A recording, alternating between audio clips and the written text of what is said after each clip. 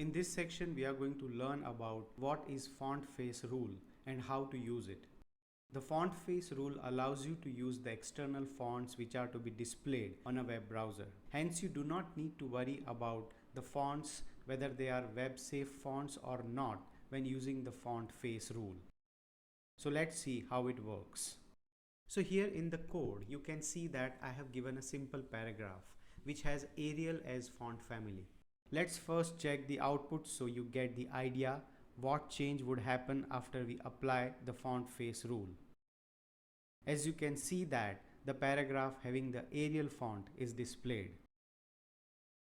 Now here I am going to write at font face and pressing enter. So you see it is showing the font family and the SRC.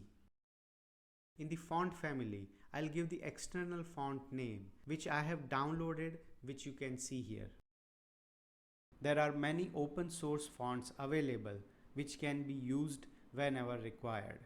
So here I'll type Rubik, which is the font name, and in the SRC I'm going to give the path to this font so that the browser can access it. Remember to give the correct path, otherwise the web browser will not be able to access the font. Now in the body I will again write the font name.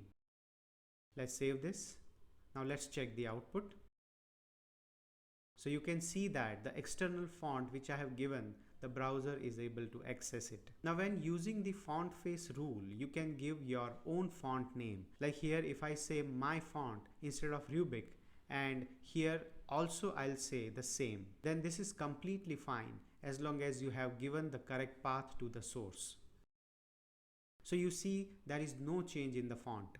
So this is how you can use the font face rule.